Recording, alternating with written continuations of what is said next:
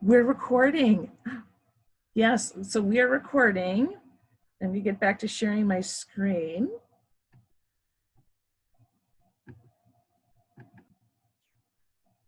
Okay, let's see here. Do we have any students that are also watching? I miss my babies. You know, if there are any, let me know or put them on the videos. All right, we got one coming. Do you? What do you want to say? Who's that? Hi, Laura. Hi, Mrs. Griffin. Hold on a second. Hold on a second. I got to get back. I see Dawson. Hi. Hi. Hi, Dawson. How are you? Good. Are you excited for school? You excited? Yeah. How excited are you? So exciting. So excited. You're so excited. You're really, really excited. I bet you Kate's going to want to come to school right with you, isn't she? Your little sister's going to want to come too? Yeah. Do you think? Yeah.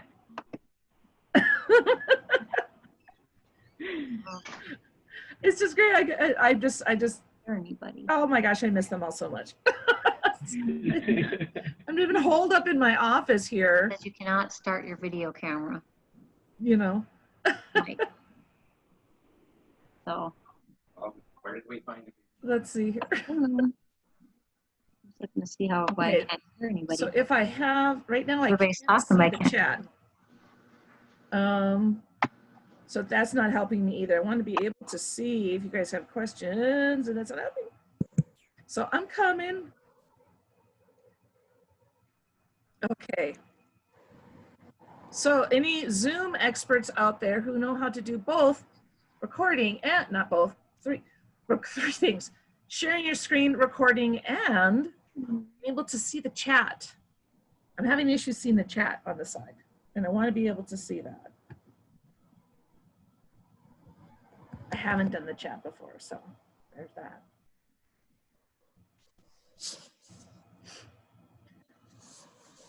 Well, if all else fails, maybe I'll typed questions. You can type them, and then when I'm done sharing my screen, then we can look at them and stuff like that. We can look at that. So welcome to those of you who are still coming in, which is just fine. We're not quite ready to start, but we're just getting set up. I see a bunch of people joining on here. Is that my Mary that I see? Is that Mary Cox? I see Mary. She's connecting to audio.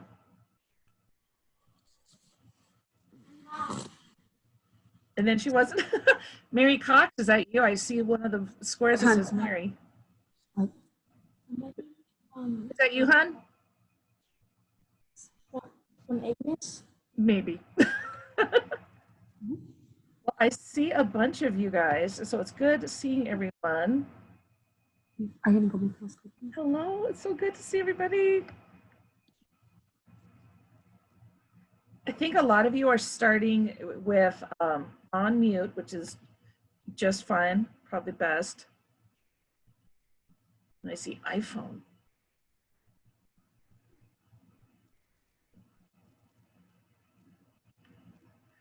Well, thank you so much for coming. Well, I know we're still in the process of getting everything set up. This is weird for me. It's weird and it's not, because here I am sitting in my office again and missing all of you terribly. And hopefully that we're able to, oh, maybe I can see this up here. Hold on. I want you guys to be able to chat. Let's see. Okay, I might have it. Okay, if anyone could do me a favor, if anyone could chat, just type anything in the chat to say hi. Okay, I did that, Laura. Okay, I can see. Oh, good. All right, I was just having chat issues. Okay, excuse me, now I see a bunch. Woohoo! It works. Great, thank you very much. So as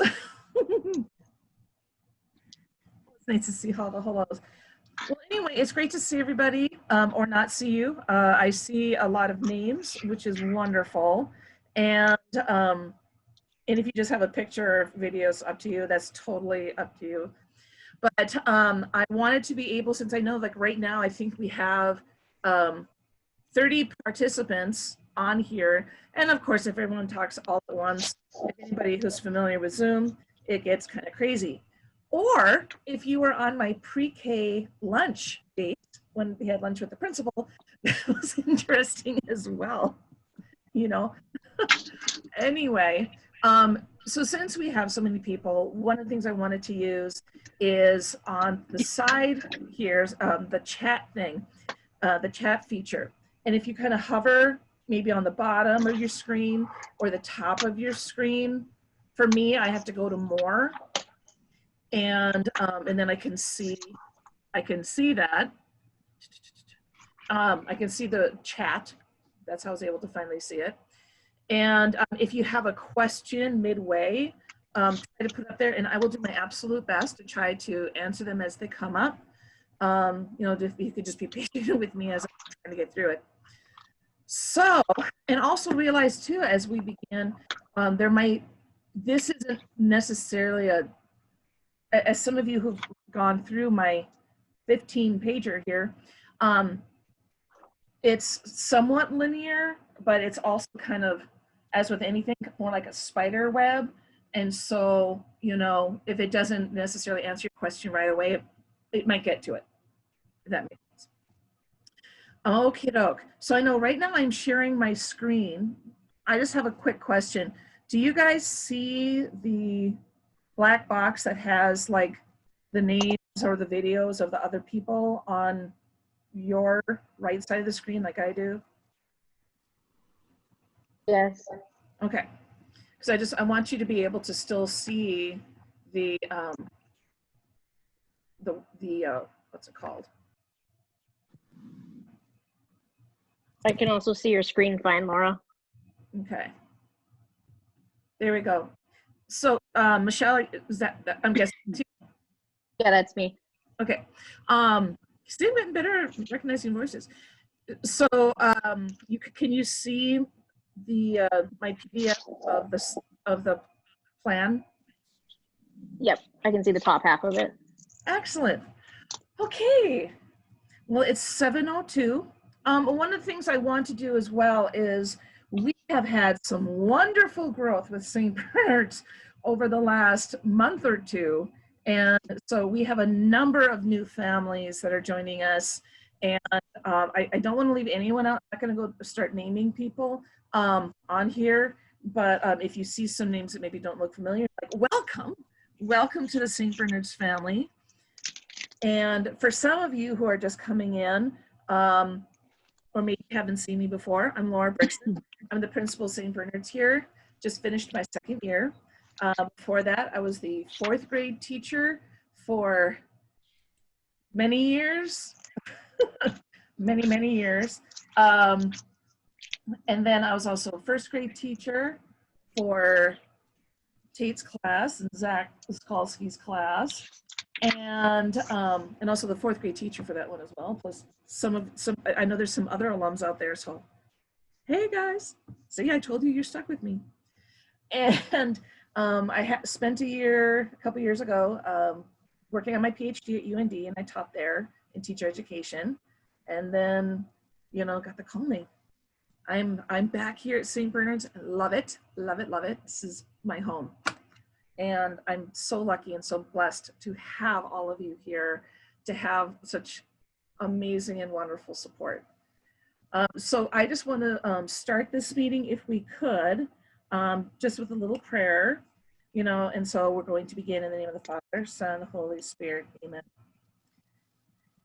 Dear Lord, thank you so very much for all the wonderful families and friends and supporters and stakeholders and students and alumni and teachers and staff of St. Bernard's School. Please protect us during this time as we try to navigate our new reality during this pandemic. Please keep us safe from harm. Please help us, grant us wisdom, and help us to come forward with a good plan that will keep everyone safe, happy, and especially look after our children and look after our faculty and staff as we work together through this. Thank you so much for all of the support that you have given to St. Bernard School and continue to give, and grant us many blessings and help us to go forth and go make a difference in the world. And with that, we pray, glory be to the Father, and to the Son, and to the Holy Spirit, as it was in the beginning, is now, and ever shall be, world without end. Amen. Amen. All righty. Drinking out of my cup a lot tonight. So, here we go. Hopefully some of you guys have been able to take a look here at our action plan. One of the things I want to tell you a little bit of background about this. This actually has been about 5 months in the making. We have, this has been working on it. I am so happy to have a wonderful group of other principals from the Diocese of Crookston. For those of you who don't know, Diocese of Crookston is made up of places like Moorhead. I think we're the most north. East Grand Forks, Bemidji, Red Lake, Detroit Lakes. I'm blanking out. But we've been meeting weekly, talking and going over just about anything and everything you can think of as it comes to related to school needs and things like that. So with that, I want to give a real special shout out to them. They were wonderful.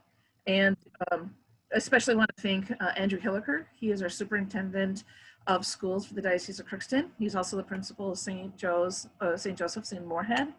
And he has been working a lot statewide on behalf of our diocese to really help us along. Now, this, you can, I don't know if you probably can't see this. I'm going to hold on a second. This right here is, as you can, this has been my Bible for the last, so to speak, for the last months. But as you can tell, there's lots of notes. This is the COVID preparedness guidance, a path for students return to school fall 2020. This is the framework that guided the action plan that you see before you. And this was developed by the Diocese of Crookston, but also the Diocese of Duluth, New Ulm, St. Cloud, Winona, Rochester, pretty much all of Minnesota except for the Twin Cities. And they have their own issues that they're dealing with as well. So it's pretty much everyone but the Twin Cities, so greater Minnesota. So this has been gone over with a fine-tooth comb by all of the principals in all of those dioceses. And also it's been gone through, I know with the CDC, Minnesota Department of Health. They've received guidance from the American Pediatrics Association. I know I'm gonna mess that up. American Academy of Pediatrics, that's what it is. And also Leading from Hope from the Andrew Greeley Center of Catholic Education. Catholic Mutual, who they're in charge of our insurance, to their guide for reopening. And so there's lots of resources that were put together on this. So the principals got together, we went through this and said, well, what about this? What about this? What about in this situation? So it was very, we went over a lot. Of course, as with anything, this is a living document, which means it has changed a lot in different ways and will continue to change. But this is kind of our guide. Now, then I know I had gotten a sample of a school reopening school plan, I know from Moorhead, and it just gave me a little bit of the format, but basically I took this and tried to apply it specifically to us, our needs, and our school. So I'm going to go back and share my screen and let's dive right in. Okay. So here we go. St. Bernard School Reopening Action Plan. If I'm going too fast, please, let me know. One of the things just to know that I am your designated COVID-19 point of contact. This thing will be on our website. It's also going to be in our Fax Family Portal. It is, and I want you to really understand this, again, a living document.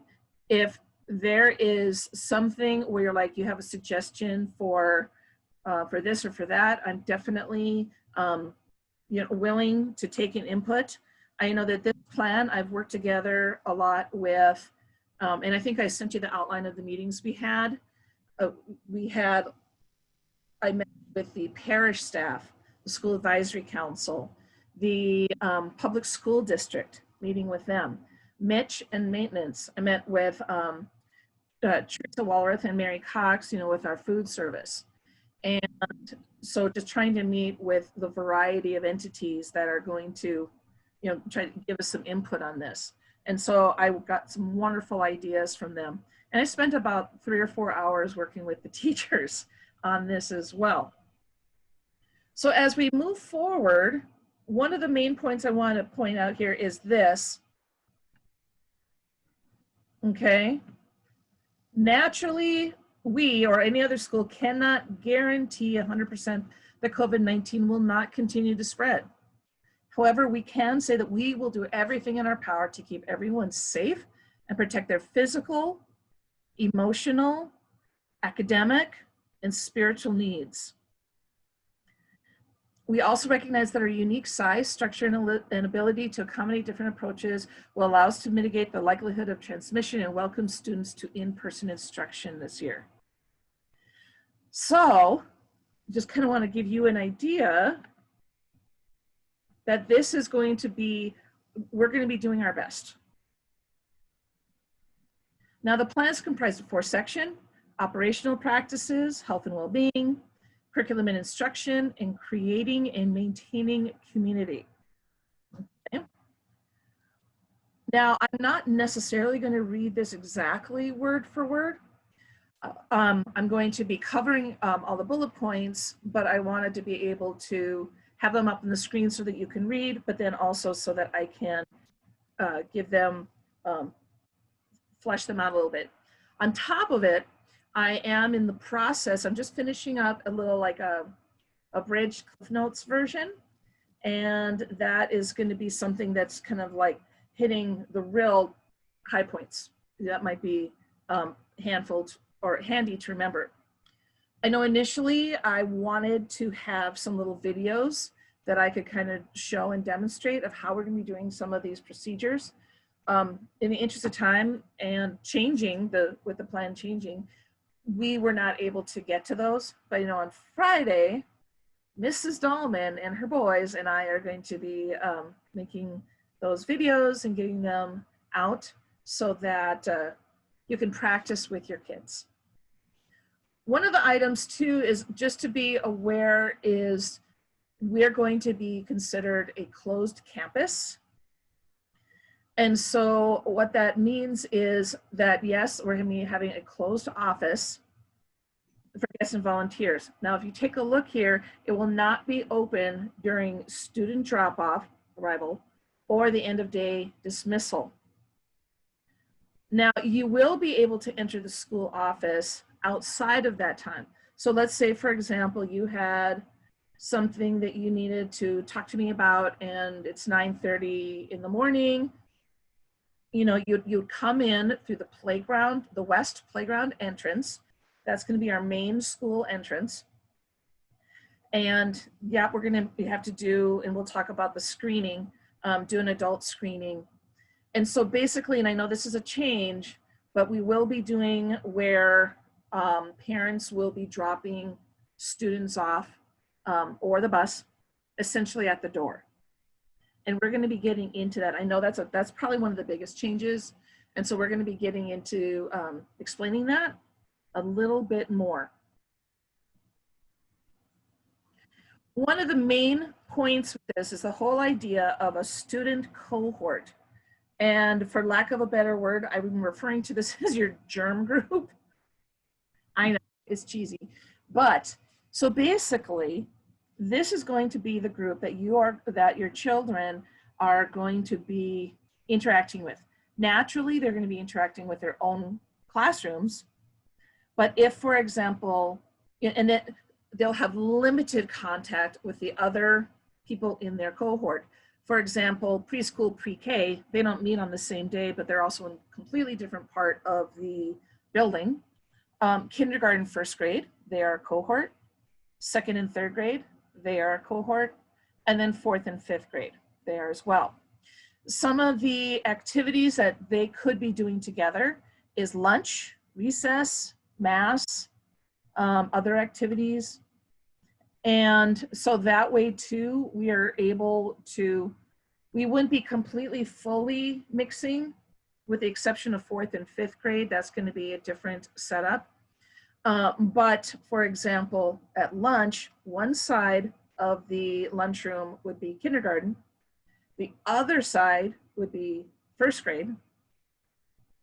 And then we'll be disinfecting in between. They'll leave and then another cohort will come in. We're trying very, very, very hard to really limit the amount of cohort mixing. And so that way, if, for example, there is some sort of illness or COVID in the building, we are able to kind of go and narrow things down, try to contain things and whatever the case may be. That's going to have another layer of protection. So when you think cohort, you can kind of see where your children will lie. Part of that is age, of course, and part of that is physical location in the building. So that's how they were determined. I'm going to be drinking a lot of water. Okay. So training of this, part of the training is this video here. Again, this is recording and this will be up as a link on, we're going to be having a new website and Misty Merkins is helping us with that. And it's going to be on our old website as well. And it's also going to be in our Fax Family portal. So if anyone wants to go back and if they couldn't make it tonight or they want to watch it again, that's just fine. We're also going to be having, again, as I mentioned before, a series of videos, which we'll be able to have available for families to watch with their children to kind of go over the step-by-step process with them. One of the things we are doing, and I'm kind of jumping a little ahead, is our back to school night. Usually was an open house and a potluck and, you know, it was a great time. This year it's going to be more individual and there's going to be times for Sign Up Genius that we're going to be able to sign you up, or you'll be able to sign yourself up. And during that time, you will be able to come in with masks, with your child, with a mask, meet your teacher. If you want to drop off stuff, you could. I know that's kind of fun. Kids like to do that. They'll be able to kind of practice coming in and saying, okay, this is the door you go to. This is the door we're leaving in. So that really helps children with their own, if they have any sort of anxiety at all. And I'm going to be trying to make this whole screening process really fun as well.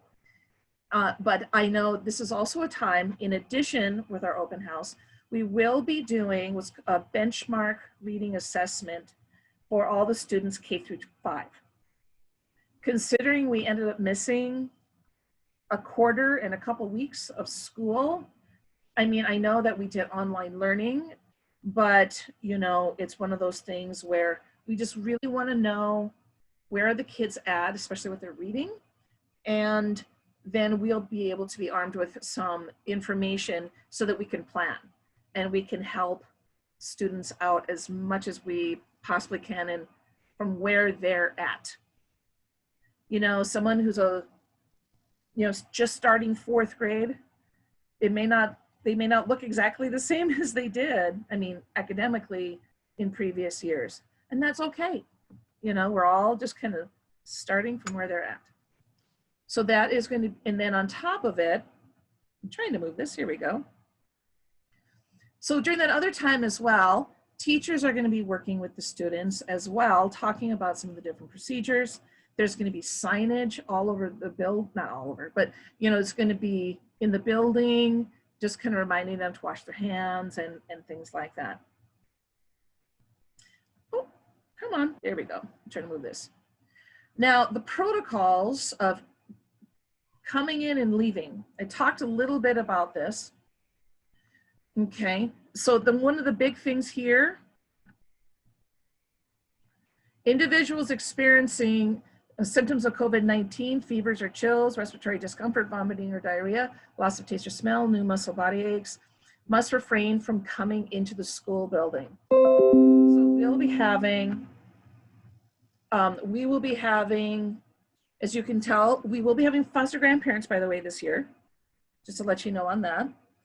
And when the staff come in, they are going to be doing a self-screen at home or also in here in school, possibly. And you know, they'll have the taking their temperature either at home or here. Okay, and then of course they will definitely keep, you know, if they're exhibiting symptoms, we're going to be asking them to not come to the school. And one of the things too is talking about if the, and I'll show a little map here in a minute. I'll take a look here. This is my really, really, really wonderful, worked hard on map.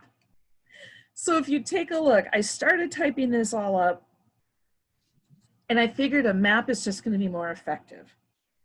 Now, if you take a look, this is, of course, is the map of our schools. 2nd Street in the north, Knight in the east, Duluth in the west. The buses come on the Duluth Avenue, and they come from this direction. Those are the public school buses. We still have available to us public school busing, but I know after talking to our new superintendent, who was wonderful to work with, by the way, I know one of the things that they're recommending is that if people can drive or get their kids to school without a bus, that would be great. You know, that's really recommended. Are buses still available? Yes, they are. Yes, they are available. So just kind of keep that in mind. But, so the buses will come here.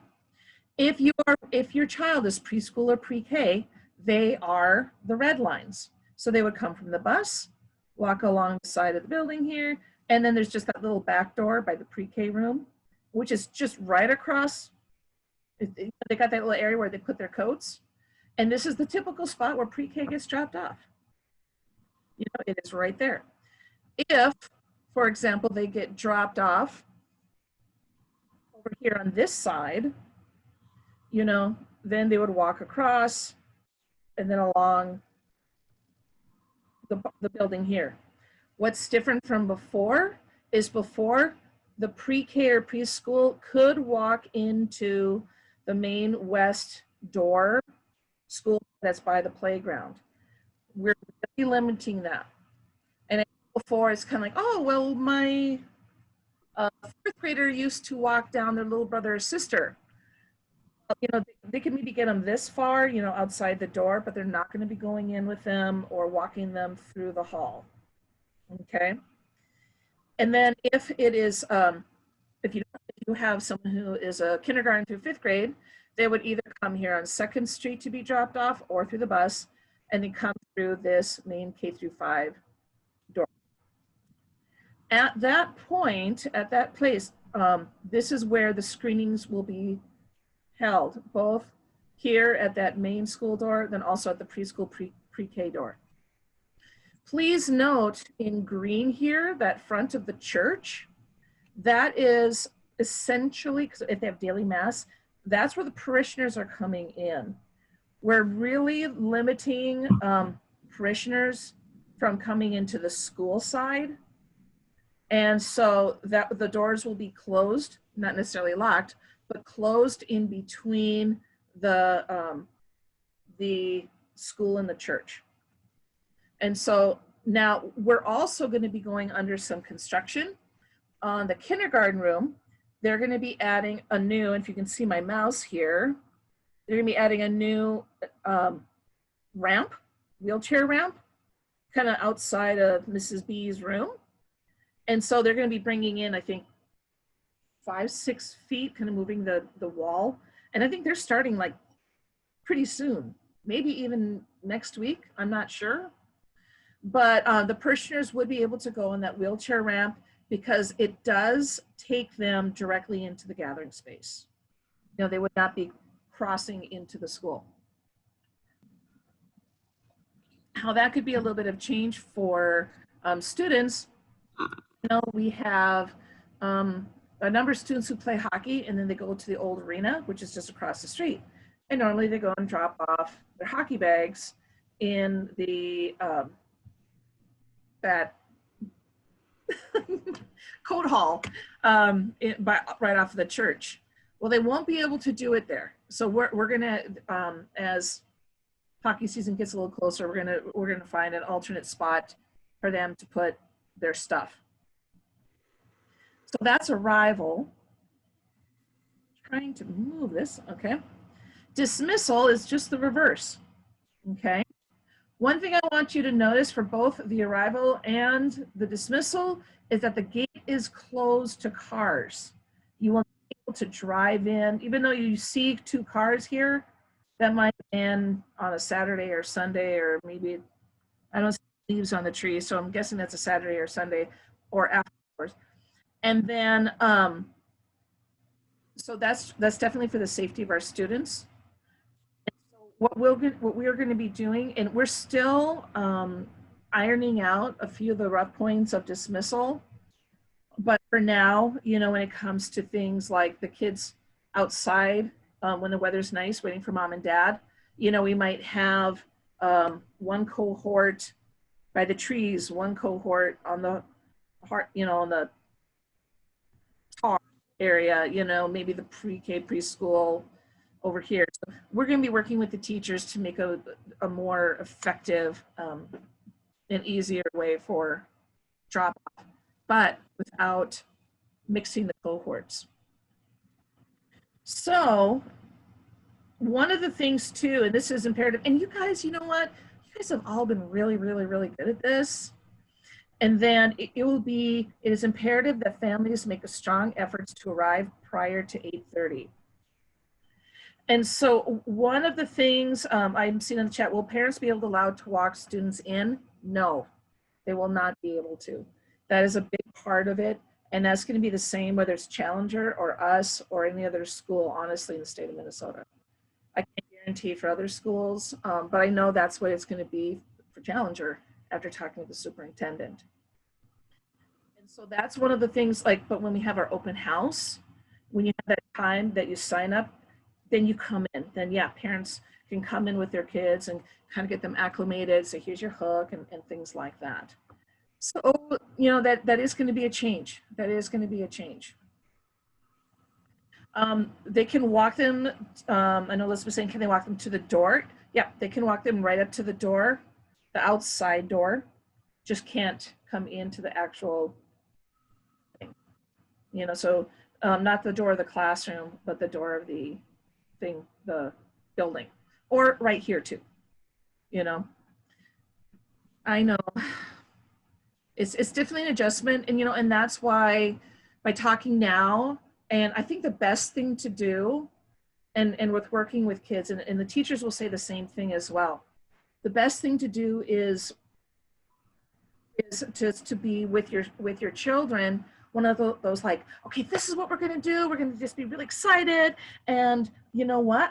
I'm gonna come, I'm gonna drop you off right here. And we're gonna do like elbow bumps, or we're gonna do a little shimmy, or maybe we'll have like a fun little dance or something like that. And you know, give you like 3 extra hugs, or whatever routine you think is gonna be good. And or even read the book, The Kissing Hand. Fabulous. The Kissing Hand is a wonderful thing. I'm going to put that in the chat right now. Those of you who have ever used that or read that, it's great. But being excited and being confident, that is going to be the best thing you can do to help your child, definitely. And honestly, once they get in, you know, they're fine. They really are. They really are. And, you know, in the first day, I mean, it's preschool, pre-K, I mean, especially preschool, you got the 3-year-olds. Sometimes too, you know, that is a definite adjustment for them. Yes, there might be some tears. But it's kind of like, you know what, I'm going to see you soon. It's going to be great. You know, here's Miss Zaire or Mrs. Breckestrand, you know what I mean? And they're going to be, you know, they're going to be so excited to see you. Honestly, the 4th and 5th graders are going to be like, yeah, see ya. And if you have middle school or high schoolers, they would just want to acknowledge your existence. So there's that. And it's like, I know I can see Renee Mooney on the screen. And so I know, Renee, you can probably understand that, right? When it's like, you know, when they're younger, it's like, I love you, I miss you. The other ones are like, yeah, whatever. She's just laughing at me. Will the drop-off times be changed at all to avoid contact? Right now, no. School starts at 8:30. And so I think it's one of those things where, and you know, the things with drop-off times, it's not going to be like kindergarten's drop off at this time, 5th grade drops off at this time. For those of you who have more than one child, you're going to be like, okay, what am I going to, how's that going to work? You know, also too, if they have, so it's basically, yeah, I mean, your 1st grader and your 4th grader are going to come to the door together. And then once they get screened by me, they go and they have their hand sanitizer and whoop, they go right up to their room, you know. And we'll talk about a few things like if they come to school early or breakfast. We'll talk about that in a little bit. And can we still drop them off at 7:45? Yes, and we're going to talk about that in a little bit. Oh, you can tell I talk for a living here. Okay, so this is how screenings are going to happen. I'm going to make it as fun as possible. Will there be some social distancing that we're going to want them to have? Yeah, I'm going to have some stickers on the steps and even maybe a little outside. But they're going to be like fun things like pumpkins in October.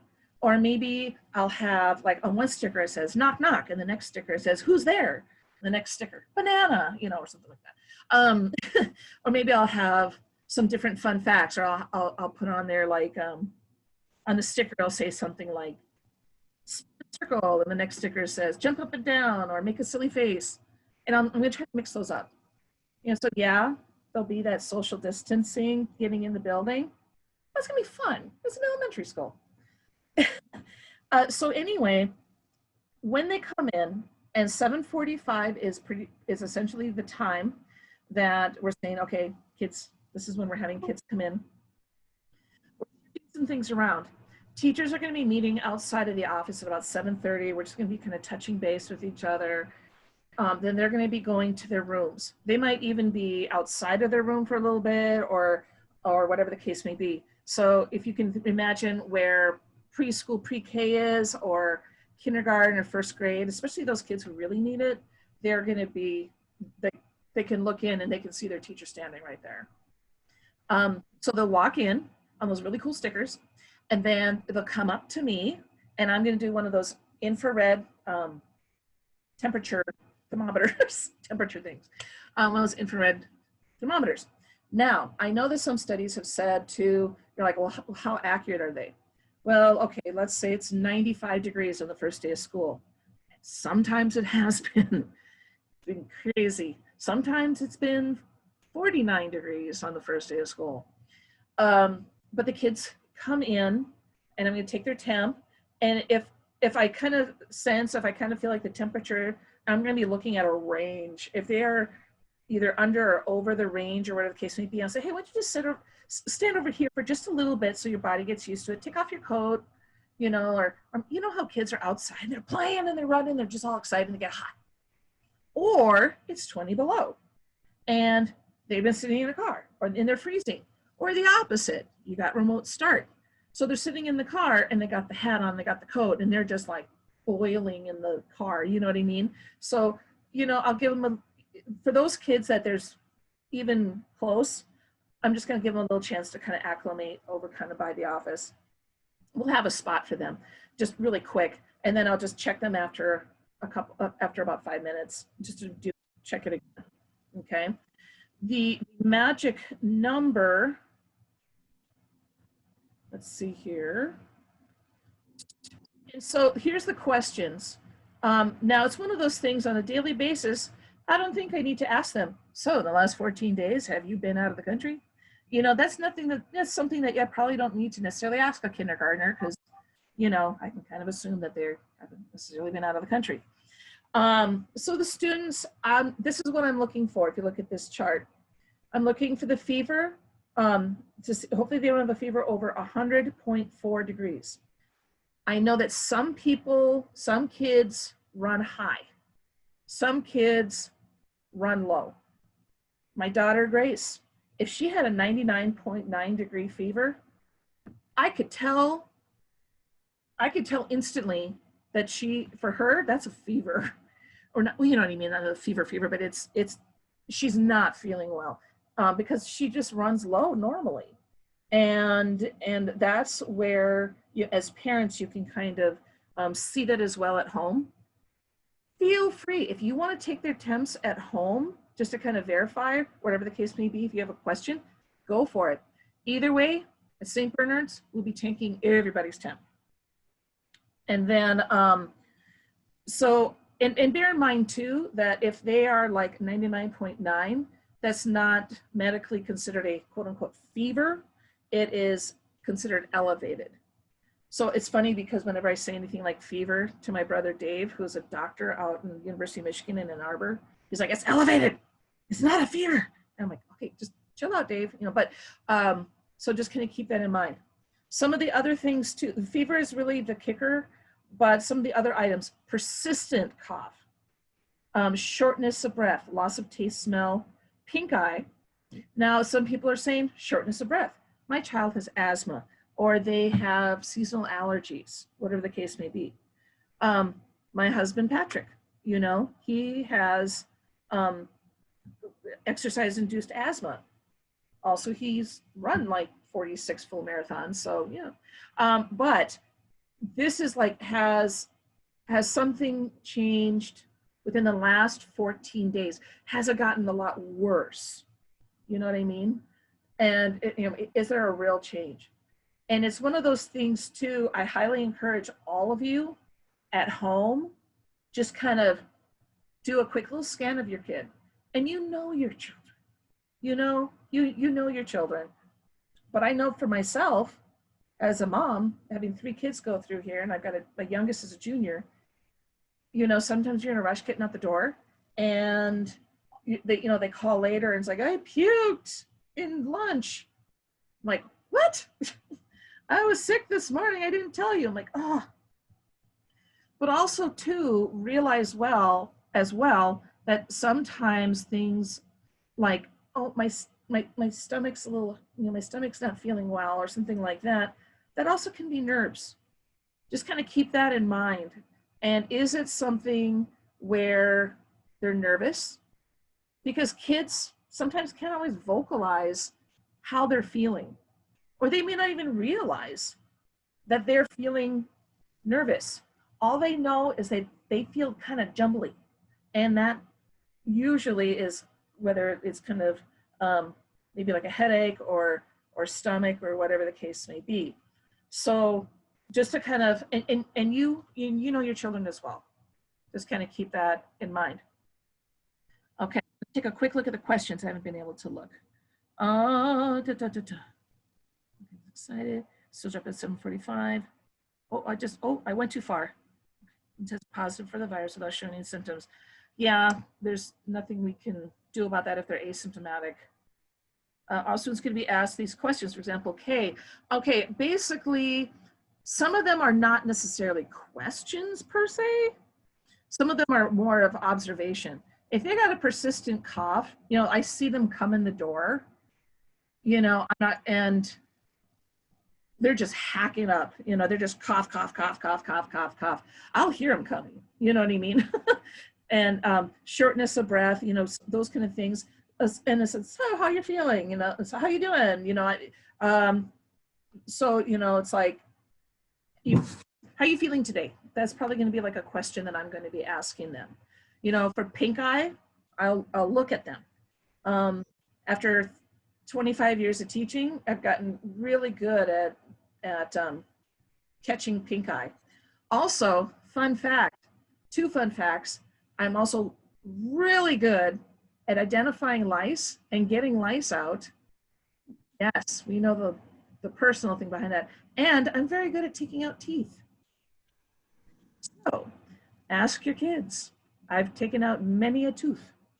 And I'm not sure if I'll be able to do that this year, but that was something I used to be able to do.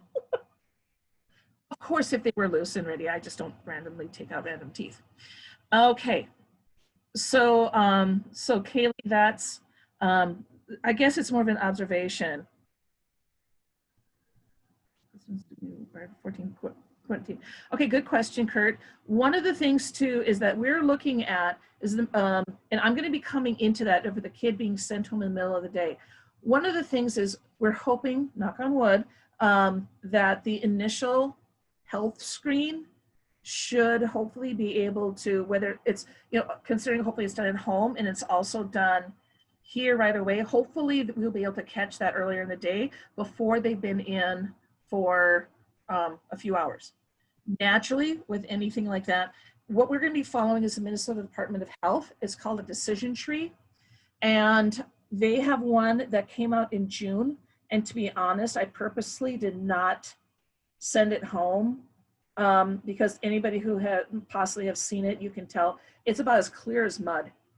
We spent an hour and a half with that decision tree deciding, if you look at it, when should they be quarantined? Who should be quarantined?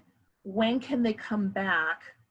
You know, or for example, let's say they have a bladder infection and they have a fever from that and they have stomach pains.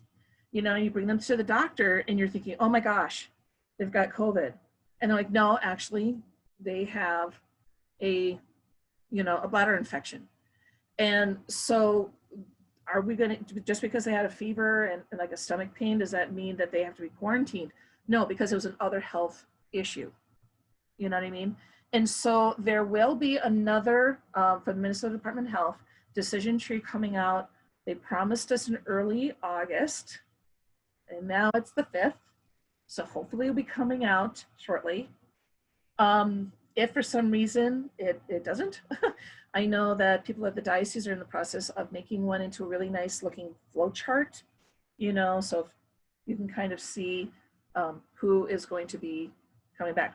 So one of the things too, it's, you know, and we could get into, for example, when it comes to like the different scenarios, what about this, what about that?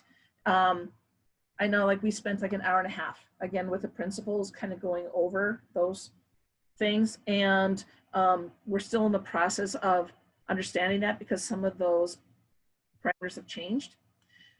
But if we have, for example, someone who has been exposed, you know, let's say they went to grandma's house over the weekend and, you know, they come to school a couple days later, they find out that grandma has COVID and they were definitely exposed. You know, I think right now what they're asking, you know, is that whoever's been exposed in their family, immediate family, be quarantined. Now, here's the deal. At one point it was 14 days. At one point I also heard 10, you know, and so even if you look at the decision chart, they have both numbers. So err on the side of 14, I guess, you know, that they would quarantine the family for 14 days. Now, say for example, so grandma has COVID. Little Junior went to see grandma. He was definitely exposed, but he never gets it. No one in the family gets it. You know what I mean? Maybe they're asymptomatic. We don't know, but they're quarantined. They're at home. If that's the case, if they're quarantined and they are well enough to do homework and participate remotely, we will do distance learning for that, for that student. Everybody else in the class, unless they have been, it's one thing to be like, is there exposure, the trickle down effect of how exposed were you? You know what I mean? It's like your third cousin twice removed, talked with your grandma who talked with, what I mean? We kind of have to, that's why we want to kind of see what was the extent of the exposure, and of course getting testing and things like that. If, for example, little Johnny actually gets COVID and there's no way that he is going to be doing a math lesson. His homework is to get better. That is his homework, is to get better. You know what I mean? And to, to heal himself, to make sure his family is healing. And then when he's ready, we will do what we can to get him caught up, whether that is remotely, or whatever the case may be. And let's see. If you're quarantined and get a negative test result, can you come back to school? Part of that, Renee, I know is there is a certain amount of when the negative result came, when that negative result came, and then and where in the quarantine. Let's say, for example, you're on day 14 of your quarantine and you have that negative result. I mean, that's a little bit different than, say, your first day, because with anything with those tests, it's like if you take that's just saying whether or not you have COVID that day. Maybe you're exposed and it's kind of got a, for lack of a better term, ferment. That's the wrong word, I know. But, and so that doesn't mean, like, if I test negative today, that doesn't necessarily mean that 3 days later I won't test positive. So that's why they have those 14 days. So I guess, I don't know if that really answers your question, but, hopefully that'll make sense. Don, I saw you had your hand raised, Don Carr.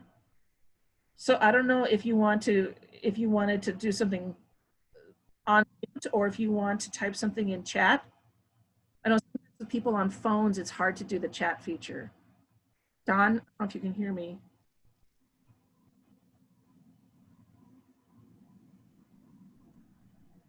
If not, if you have your hand raised or something like that, that's fine. I'll try to grab as much as I can.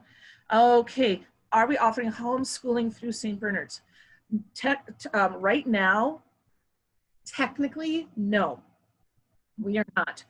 Are other schools doing that? Yes, some are, some aren't. What we're doing, when we would be doing, our intent is a physical back to school. And so if there was a child who needed to be home because of they have been quarantined, like they're going to be coming back like in 14 days, that kind of a situation, then we can do a distance learning with them. And so that's one of those things where I told the teachers too, and they were definitely in agreement. We think it's more of a situation of when instead of if, that they might have to have a student who's out for a couple weeks. And so if that's the case, then we'll do a combination of videos and things like that. But for right now, to have a teacher do, they've got 15 kids live and in person, and they're working with them. And then they're also trying to teach someone who's 100% remotely for the whole semester or the whole year. That's a whole nother ball of wax. If eventually we end up completely closing, then of course we would do distance learning for everybody. But basically the hybrid idea where there's some kids at home, some kids at school, you know what I mean? If only the reason is because they need to be for a quarantine reason, it's a short-term solution as opposed to a long-term solution. Incubation period. Thank you, Laura Williams. And then we're going to be talking I'm not sure who this is. It says Samsung. We're going to talk about masks in a little bit. If a child tests positive, will all kids in the class be quarantined? Okay, if that's the case, I know that's one of the things that we're looking at with our decision chart and decision tree. I'm guessing if somebody tests positive, that there's probably going to be a pretty good chance that class is going to be quarantined. Does that mean the whole cohort needs to be quarantined? Not necessarily. And that's one of the reasons why we're keeping cohorts. You know, so we can try to keep any sort of contagion contained. There's a lot of that goes into that decision of whether or not we're saying, hey, you know what, the third graders are going to be quarantined. You know, that's something, there's a lot that goes into that decision. Will you be notified? Let's say, for example, we got little Johnny, you know what I mean? He went to his aunt's house. He might have been exposed and he's home and quarantined, but he's still, everyone in his immediate family, they're all still healthy and they haven't gotten anything. You know what I mean? And so does that mean we have to quarantine this whole class? No, not yet. Not at that point. Okay. So, sorry about that. Preschool, preschool, pre-K kids come home sick for a day. Could we do a Zoom or FaceTime call for the class since they are short classes? I think one of the things that makes it kind of tough in that situation is part of it is the logistics of it. Part of it is, you know, the logistics also too of, say your child is homesick. If they're sick and you know, if they're essentially sitting there watching a screen for 3 hours of their kids playing, I'm not sure how much they'll necessarily get out of that. If they're so sick that they can't be in school. So am I saying no, never? No, I'm not saying that. But I know, you know, there's a whole variety of stuff that's going on, and pretty much it would be an iPad put on a tripod, just kind of sitting there, and, you know, we don't have a cameraman, you know, being able to, decent shots or being able to hear and things like that. Will parents be made aware if there's a child in class who is quarantined? It's going to be similar like when we have lice. You know, so there will be a contact, there'll probably be a letter home. Honestly, if it was to the point in this kind of a situation, I'll probably be on the phone or Mary will be on the phone calling you, giving you the heads up. Of course, with FERPA and with privacy, you know, there's a certain amount that we can share. But it's one of those things too, where you're like, hey, we had a play date with little Johnny yesterday. Is he the guy?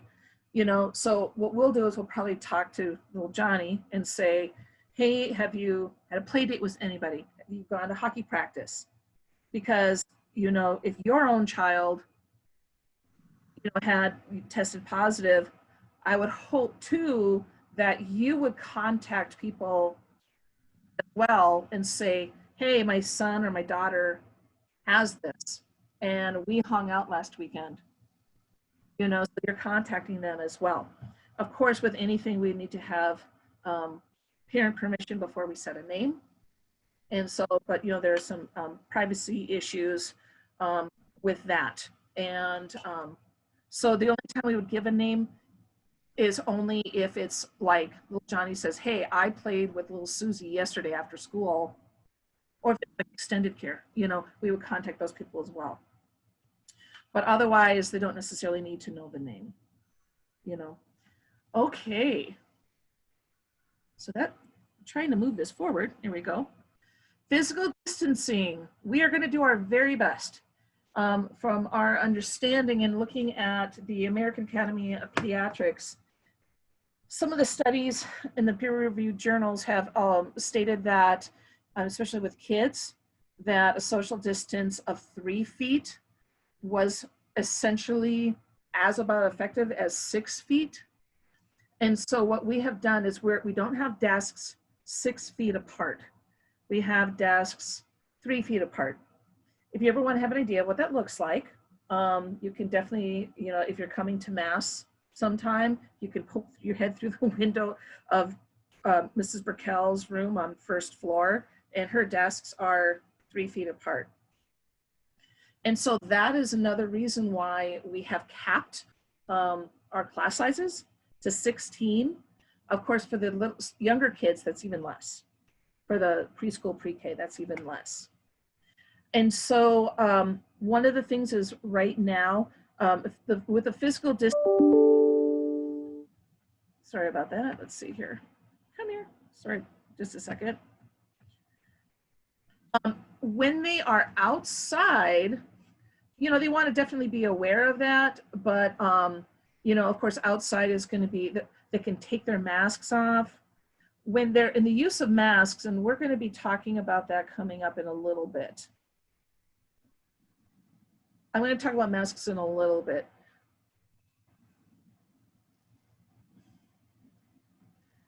So here are some of the congregated settings that we've had in the past. Renee, are all classes full? You know what? We're getting close. If you know anybody, they need to act now. I'm getting calls, phone calls every day. And, we have some that are like 3rd and 4th are just about, we're just kind of waiting on a couple names for some confirmation. Pre-K for sure is full, 3rd and 4th just about.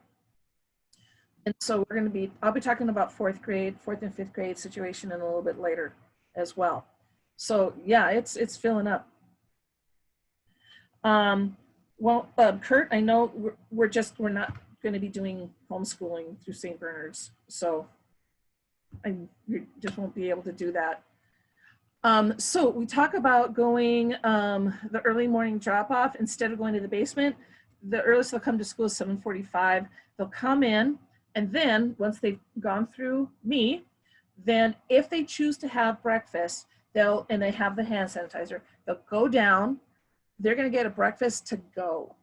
So it's not going to be like scrambled eggs, but it might be like an egg patty that she has kind of wrapped up with some toast or something like that. She'll have like a little bag. It'll vary, you know what I mean, on how it's packaged. So the kids will come down, grab it, and then they'll be telling their teacher, yes, I had breakfast. Kindergarten, through a federal program, kindergarten gets free breakfast. So Mrs. B is going to be going down, getting everybody's breakfast and bringing it back up to the room for them. So, but the rest of the kids, they'll grab, and then they'll go straight to the room and they'll eat in the room. Preschool kids can eat breakfast. They can. And so basically, that's why they need to do it like right away. So they'll come in, they'll go through the screening with Mrs. Ayer, or we might have a foster grandparent who is helping. No. They have an aide. We have Lexi Hewitt, and she was the CAP student last year, and she graduated from high school. So she's going to be a Monday, Wednesday, Friday aide in the mornings. She's fabulous. And so a combination of Mrs. Ayer and Lexi helping the little kids. So they would just pop downstairs, grab a bag, come back up.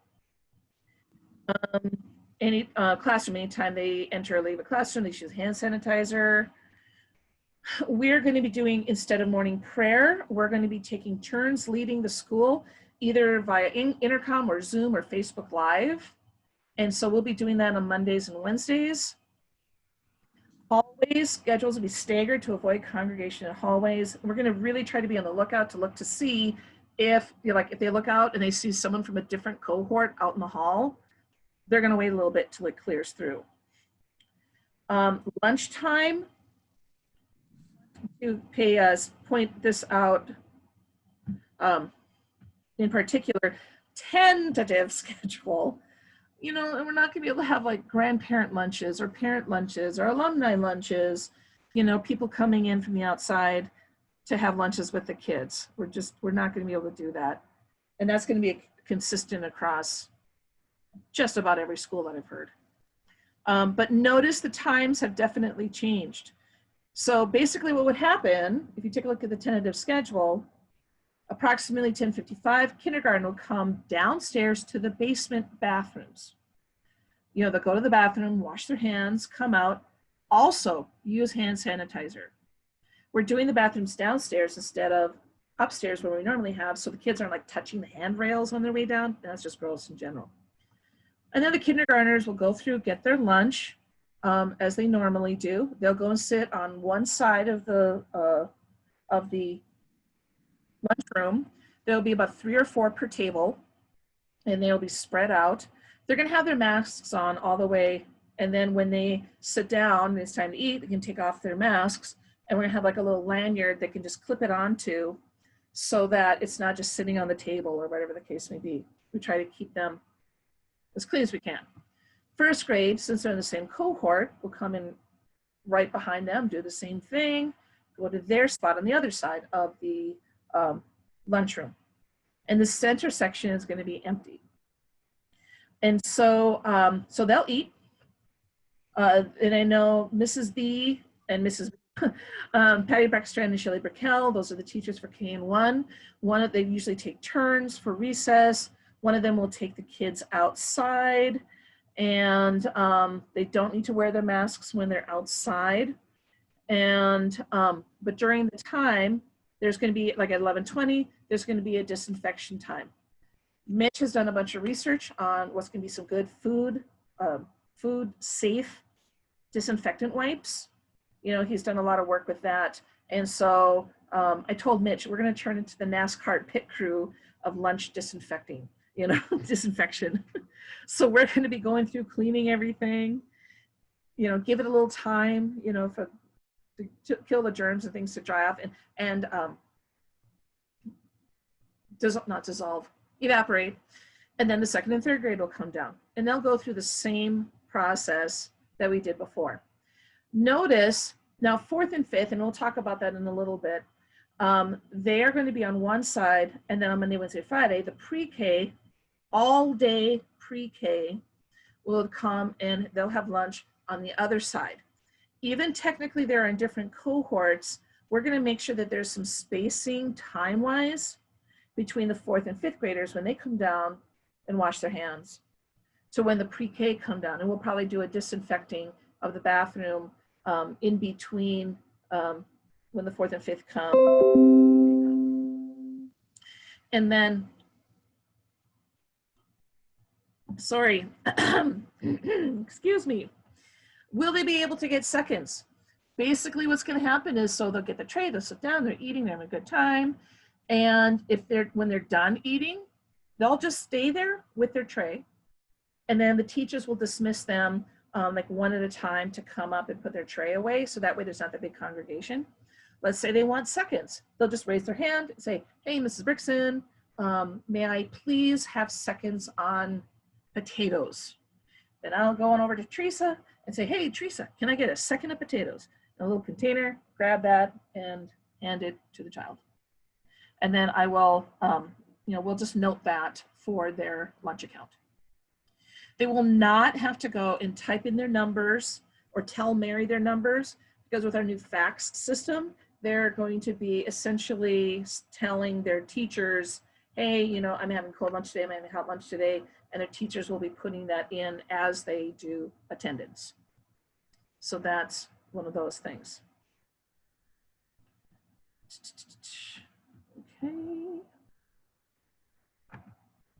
Okay, hold on just a second. I'm having some technical difficulties. Okay. Mass. We definitely, we are a Catholic school and we want to be able to continue to celebrate the Mass. So I know we talked a lot with the other principals, we talked a lot with the parish staff and with Father as well, what's going to be the best way to do this. So what we decided, and there's going to be a little bit of a change with some of the daily masses. Father's been very gracious in agreeing to change some of the times. So on Tuesday, Thursday, and Fridays, there will be Mass. And that will be at 8:35 a.m. Tuesdays will be kindergarten and first grade. Thursdays, second and third. Friday, fourth and fifth. I'm not sure on if the status of mass on the very first day of school or not, I have to talk to father. And then if you notice on these instructions, mass protocols required by the Diocese of Crookston will be in place. We're going to be seated in the center two section of the pews and distance from each other. Parishioners can come to those masses. They'll be able to sit in the outer section of the pews, and that includes parents. So if you want to come to, your kids' mass, you can. What we ask is that you come in the front church door, you got your mask, you do the hand sanitizer, but you do not sit with your child. The whole key thing is because, what we're doing is they've been sanitized, and so by kind of reintroducing germs, intentional, unintentional, whatever the case may be, we just want to make sure that we keep everybody safe. They would also be seated in kind of like the side part of the church or the back part of the church is where the parishioners or parents can sit. The kids will not be up there singing at the mics like they have. It's going to be like Mrs. Dahlman or me or Mrs. Knott playing piano. We'll have like Mrs. Burkell singing or me. And I'm thinking Carrie Raff should just jump on up there and start singing. And somewhere Carrie's about ready to shoot me. Anyway, so we'll be doing the singing, and we'll have a student do the reading, and we'll have another student do like the commentary, the petition stuff, and they won't be crossing microphones, and so that's how that one is going to be looking. Yay, Mrs. Rath. Yes, Tate. I think she should sing too. I agree. Either that or an interpretive dance. Mrs. DeMars and Mrs. Rath can do an interpretive dance. Adoration. They'll just kind of sign up for different times. I know some classes go very regularly. They go every single week. Some classes might do once a month. And so we'll have like a different sign up and spreading out and things like that. Extended daycare, which is after school program or extended daycare or after school stuff. That is separated through the entirety of the extended day according to the school cohorts.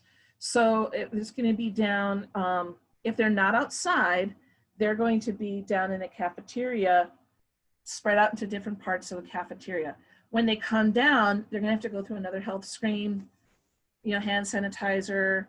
If they're outside, they can go and play with their cohorts in a certain area. They'll say, okay, so today, 4th and 5th, you get the swings, and kindergarten 1st, you get the climbing area, so they'll try to limit the areas of where they can be if they're outside. And if it's cold, of course, if they say, hey, we're going to go into the computer lab, they'll kind of be rotating around. And we'll be working with Mr. Kataska on that as well to try to think of what's going to be the best way to help them out with that.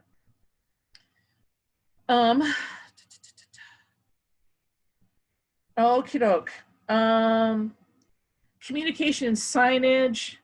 There's going to be signs up all over. Attendance. We're going to be asking, if, for example, they said they're going to be absent, we're going to ask, have they been showing symptoms related to COVID-19? Has your child or anyone in your home been in recent contact? You know what I mean? So these are the questions, like if you call and say, little Johnny is sick. So they have, and kids get sick for other reasons, like my daughter was always getting like a urinary tract infection, and friends of mine, they always had strep throat until they got their tonsils out, one of those things. But what I've noticed is that not just kids, like everyone in general has been healthier because we're washing our hands so much. I mean, I haven't had a sniffle or anything in 5 months. And the only reason my throat is scratchy is because I have just been talking like crazy. So, there might be less as well. We talked a little bit about transportation and busing. Preparedness for temporary closure. You know, if we must close it, then continued learning will occur. Somebody did ask me about this. So let's say, for example, the public school, let's say the public school is like, they've had a bunch of cases and they decide to close. Does that mean we have to close? Not necessarily. You know, if we take a look at our numbers, our population, to see where we're at and make the decision based upon our population, you know, my guess is that if it's bad enough for Challenger to close, that means it's probably going to be bad enough in Thief River, you know what I mean? And so, you know, I'm not saying, what my point is, we're not totally 100% dependent upon their decision. It could definitely impact it, and it might be the same decision, but it doesn't necessarily have to be. Part of that is that we have 16 kids in a classroom, you know, at most. You know, first grade has 11. And so we're able to social distance. So, you know, maybe that's going to help. Liability waivers. St. Bernard's School, with the support of the Diocese of Crookston, will not require return to school liability waivers. I specifically asked, I know with our principal group, I said, okay, I need a rationale. What can I say? You know, why are we saying that? The reason being is, I know, and the whole idea with a liability waiver has gone back and forth over a lot of different schools. Our Catholic Mutual, our insurance people, they say they don't recommend a liability waiver, but they also don't not recommend a liability waiver. So I'm like, okay, what does that mean?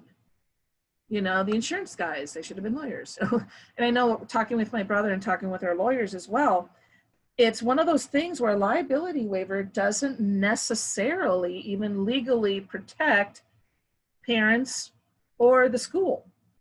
You know, one of the things too that we're doing is that through this communication, through sharing of the action plan, through the evolution of the action plan that we're doing, and the transparency that we're trying to do, and saying this is what we're doing, and this is how we're going to be running, and then at the same time making sure that we are consistent in our methods, that we are doing what we're saying we're doing, you know. And so on top of it, like for example, the school district in the New Orleans Public School District started with the liability waivers.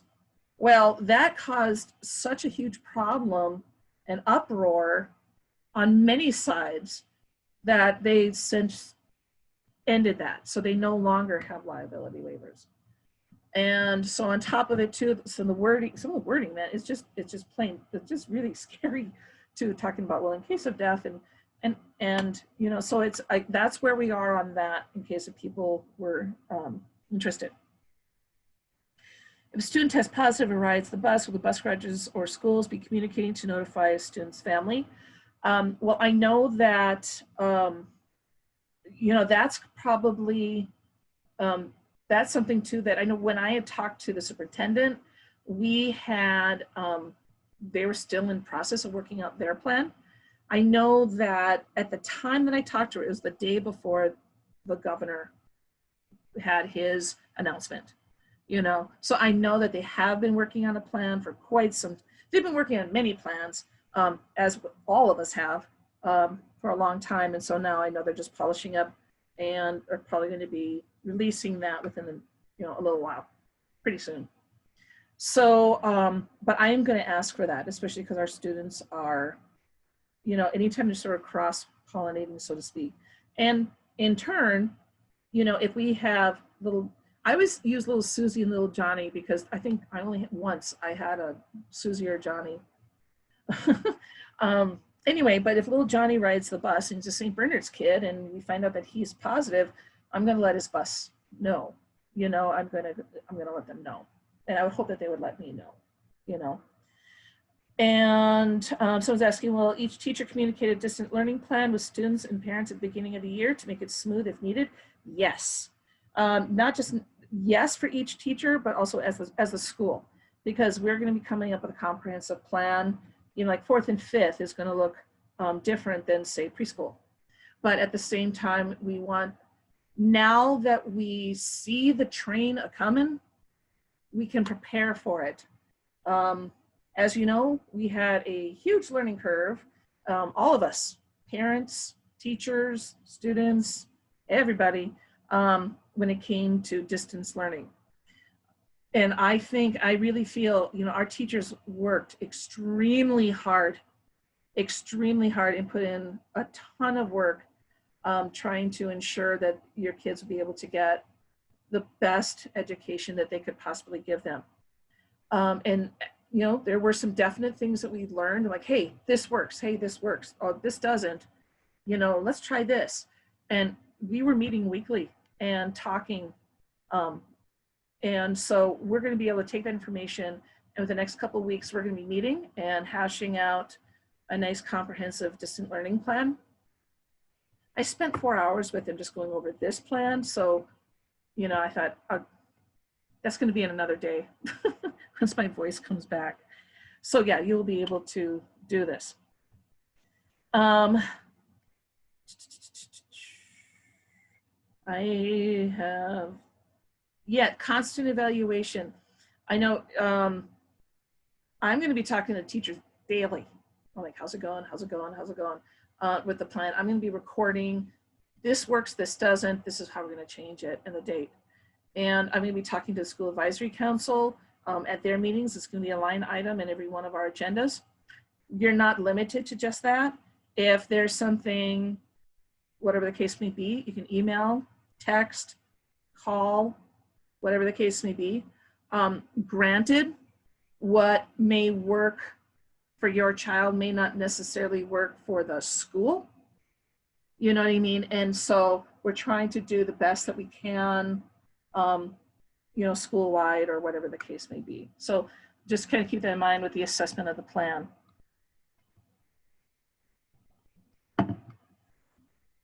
How do we pick up kids after school? Well, if you scroll back and you take a look at the map, if they get picked up, you'll be picking them up at the same place that you're going to be.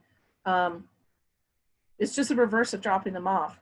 If you're K through 5, it'll be picked up here, or, and one thing, don't park right here when the buses are here, you know, especially, I mean, if it's after school care, you know, you can park there, but otherwise the buses, they will not be happy and they'll call the cops on you if you are parked right here at 3 o'clock.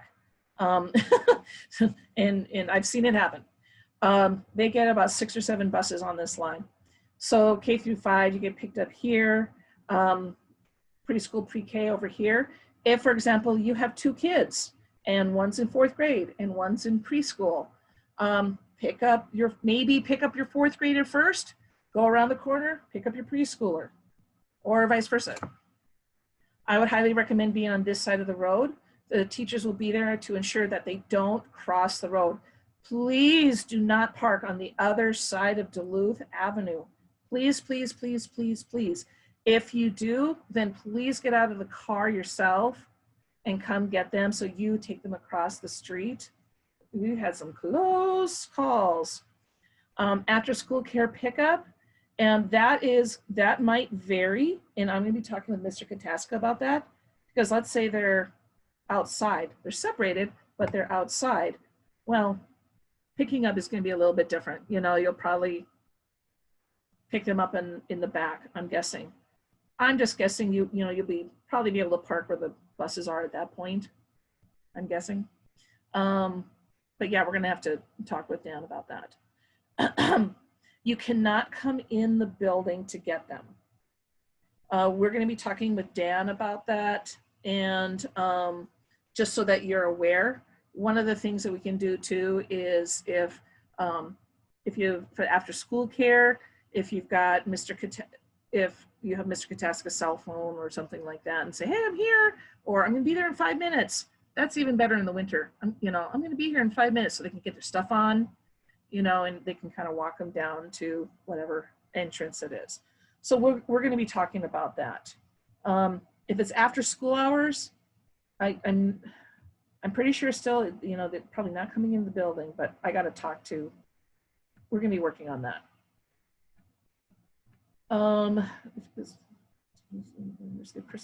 Okay. Thank you so much for all these questions. These are all great. And honestly, the more that I've explained this plan, I think in full, probably 10 times. So, it's great to have the questions, because then sometimes, I don't always explain it the best, or I forget a little part. And so thank you for that.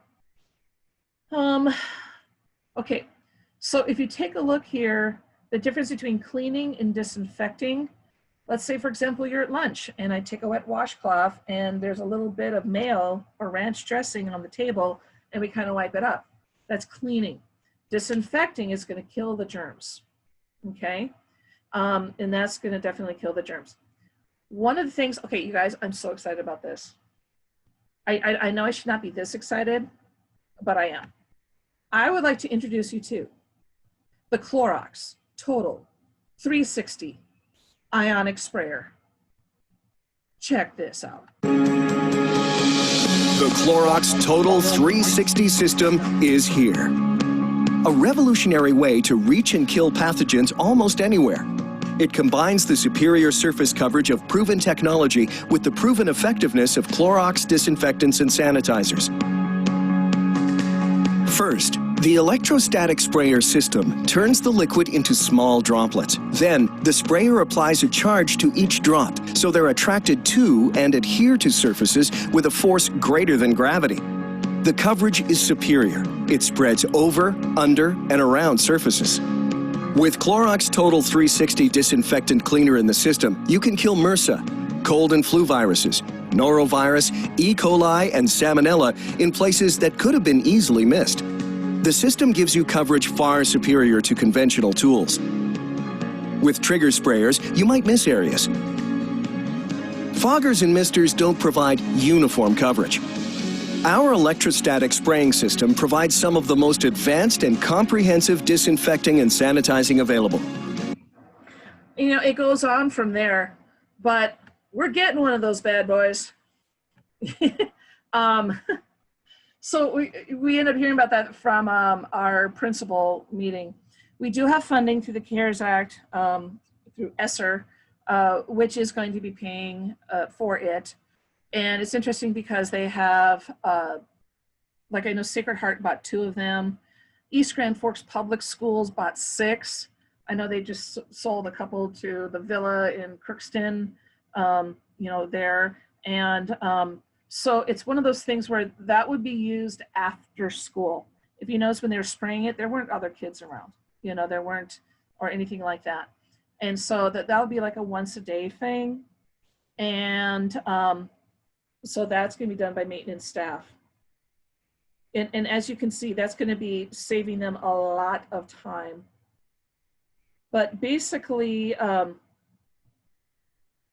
they're going to be cleaned throughout the day with products that are going to be a variety of products at different times which are going to be safe for students. One of the things too is the biggest thing that we're going to be doing is training of the students is with hygiene, and they're going to be washing their hands, quite a bit, and also be using hand sanitizers. Okay, masks. Now we have, oh, of course, I dropped everything. We are following Governor Walz's executive order for face covering. Okay, this is a change from what might have been put out there in the past. And, this was a change. Initially, initially we were setting up, hold on just a second, hold on a second. Okay, initially when we were setting up for the rummage sale, Same day we're setting up for the rummage sale. We also had kindergarten roundup, and I had a principal's all-day Zoom meeting. That was fun. So that's where things, we kind of found out that there were some changes. Where before we thought, okay, masks in, masks on, they're coming in or they're in the halls, but once they're in the room, adults have to wear masks all the time, but the kids could take them off. Now, there's a change, and it's essentially all masks all the time, except for outdoors, recess, gym. If there's like a rest time, which I don't, or eating, you know, and I'm gonna go back to sharing my screen. Come on. Okay. Okay, so when you read this, this is based, now, how about for preschool and pre-K? According to the most current order, and I'm saying that as of August 5th, 2020, because Lord knows it could be different on August 10th, 2020. But preschool and pre-K do not need to wear masks. But that being said, we are recommending that they have a mask at school, you know what I mean? In, you know, like say for example, you know, they're in pre-K. If they're in pre-K all day and they're going down for lunch, they're gonna be going in a part of the building that they're normally not. You know, that's where the other kids are. I would say, yeah, put the mask on. You know what I mean? So that's a transition time. What we're going to be doing, of course, I want you to pay attention, but of course, 5 years of age and older, which is kindergarten and 5th grade, we want them to be wearing masks. Someone might say, it's like, hey, well, I have a 5-year-old, but they're in kindergarten. What we decided to make it very consistent is kindergarten and up. It's going to protect their class. It's going to protect their cohort. Now, what if, for example, you have a child who has a severe case of asthma, and that happens. Then, and you've practiced with masks at home, and you've tried a variety of masks, and it's really causing issues. It's triggering their asthma. Then I would recommend, in that case, to use a face shield, okay? And that's the same for our adults as well. We have, like Mrs. Burkell is teaching a phonics lesson, and they're talking about how to make sounds or sound things out. She will probably take her mask, she'll probably like put on her shield, take off her mask, and teach the lesson using her face shield so that they can see her lips, okay? In a case like Mrs. Ayer, she's dealing with 3-year-olds and 4-year-olds. She'll probably talk to them about masks and the use of masks and things like that, but she'll probably have a face shield on most of the time. Kids who have speech, they go to speech here with their speech teacher. She'll be wearing probably a mask because that's and they, you know, in that time, if your kids are here for, if they have speech services, I would for sure recommend getting a shield as well for when they're working with the speech teacher. And so just kind of keep that in mind. And here's the deal too, you know, regardless, this is my opinion here, regardless of what people have opinions, and they have a variety of opinions, and they have a variety of strong opinions, we're going to be doing masks. And yeah, a mask or a face shield will be required in order to go to St. Bernard's. And that goes for employees or students. That's one of the things that we, you know, especially as a private business, we are able to say, you know, and it's one of those things where, you know, FYI, you know, people can debate on Facebook or Twitter or whatever the case may be, but I'm just going to be like, hey, I'm just not going to debate it, you know. And I know that sounds kind of hardcore, but it's just like, I'm keeping somebody safe, and I need to do what I need to do. Some people are wondering face shields versus masks. Technically, a mask is going to be better. Try to get them to use a mask. Work with them.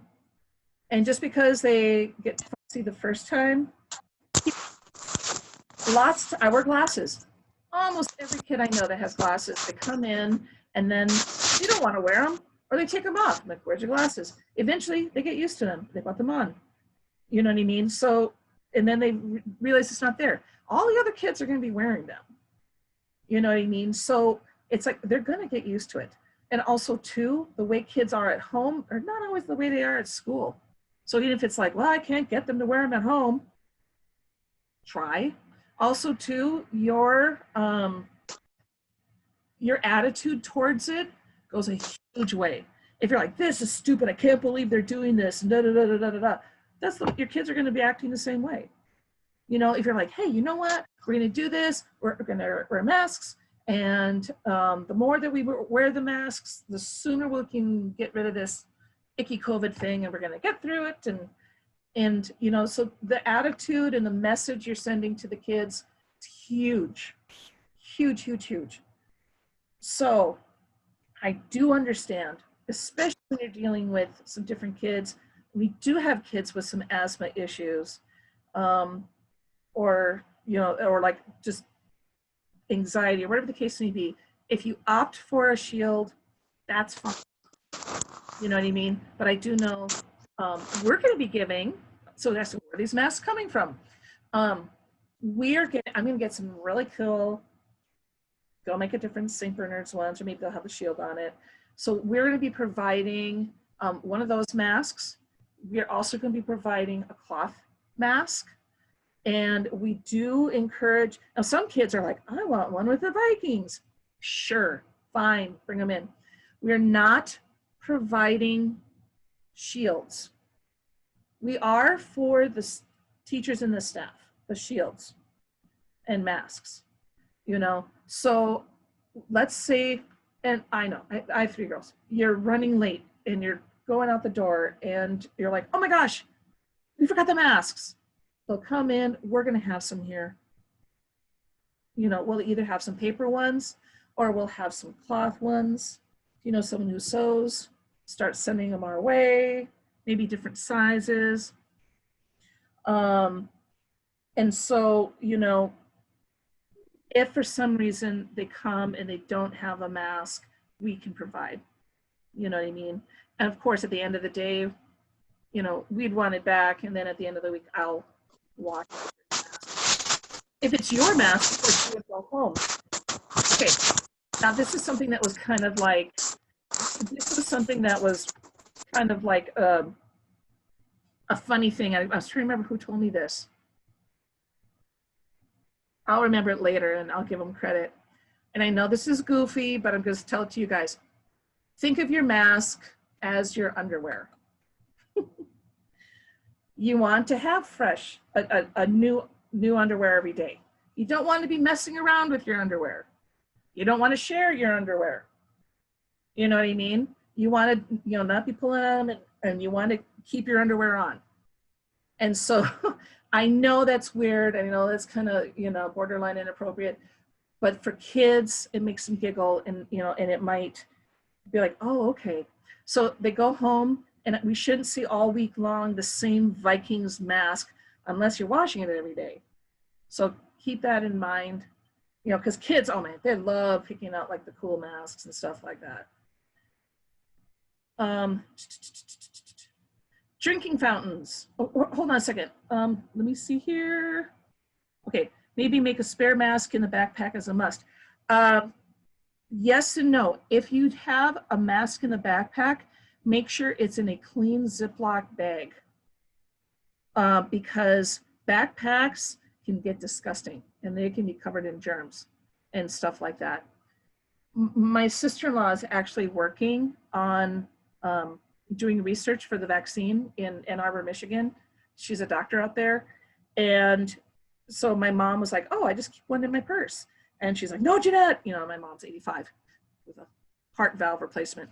And so she's like, no, this is what you do, you know. And so you get a fresh mask every day. And, you know, they said sunlight is really good too. You know, if you put it out in the sun, that helps to disinfect it as well.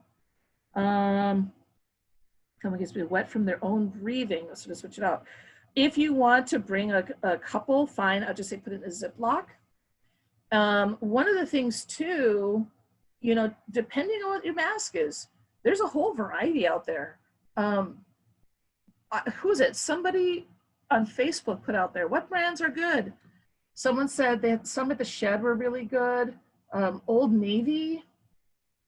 I'm not necessarily saying, oh, Mrs. Brixton said we have to get 3 Old Navy masks. No, this is just what people were telling me. So just keep in mind, not all masks are the same. And I wear glasses. You just hold it up high enough and you put the glasses over the top and then they won't steam up. So if you have a child with glasses, it is possible to wear a mask with glasses. Shields has awesome kids masks. Thank you, Michelle. Yes, that's the other place I was thinking of. I'm not even going to comment on the comment that Mrs. Rath put in the chat, because you can get Fighting Hawks masks at a higher quality in Grand Forks. I'm sorry, Carrie. I'm sorry, guys. For those of you who might be new parents, Mrs. Rath is our 3rd grade teacher. She went to the U of M. I went to UND. We like to tease each other. It's a thing. Drinking fountains. Okay. Hey, we are in the process of trying to get retrofit bottle fillers.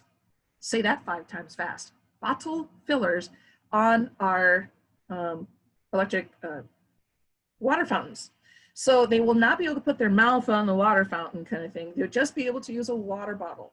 And, you know, now what we're also doing is we're hopefully going to be purchasing some water bottles for everybody. Could they bring their own? Yes. Fine. We're also looking at possibly getting some chair, or having some people sew some chair covers that kind of overlap the chair and they have pockets in it, and that's where they can put their water bottle. They can put their lanyard to keep their mask kind of clean, and then in the other big pocket, that's where they'll put their silent reading books. And so that's a possibility. Again, if you sew, let me know. And so, but that's a big spot that, you know, we're really trying to keep clean, is the water fountains. And if they have a water bottle here and they leave it, we'll take them at the end of the day, run them through our dishwasher that sanitizes things, and hopefully won't melt the water bottles that we get. Hopefully. So that's because drinking water is important. Yes, Zion Church is giving away free masks, kids masks, every Monday from 2 to 4. Okay, what happened if kids refuse to or are constantly touching their mask or face shields? That's something too the teacher will be working with the kids in their classrooms. The good thing is that all of our teachers are highly experienced, and we've been able to do, you know, work with kids who are like, you know, so that they're behaving and doing the expectations of behavior that they're supposed to do. And so it's one of those things where, of course, if I need to intervene, that might be another step. If parents need to be contacted because the student is outright refusing, I really don't think it's going to get to that point. I definitely trust our teachers are going to be able to handle the whole mask thing. Someone had a great idea. They said, okay, the only time to help train your kids, so to speak, said the only time that you can use your electronics or Nintendos or iPads or whatever is if you do it with your mask on. That's the only time that you get to use electronics, is your mask has to be on. I bet you they will have no problem in doing that. Moving on, outdoor air circulation will occur as much as possible. You know, doors open. And we have an old building, so, you know, we're pretty leaky. So it's not like a new build, you know, that it's just, you have to really worry about fresh air coming in.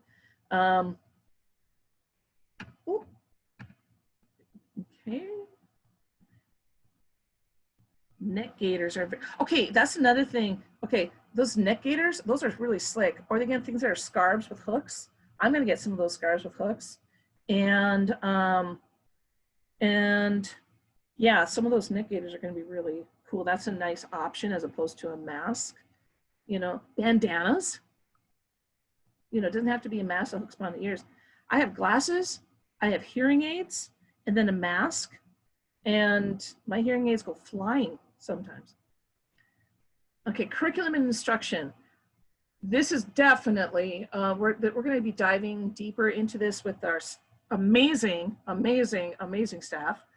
But if you take a look here, there is going to be,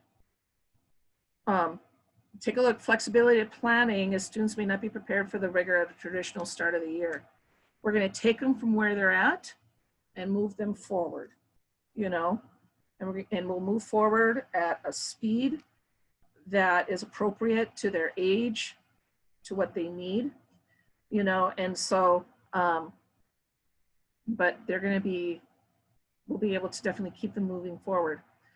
Physical education, we're going to be, of course, wearing masks. Some of you don't know, we don't have a gym quite yet. Hopefully for our building thing we will, but right now it's either outside or it's over in the city auditorium.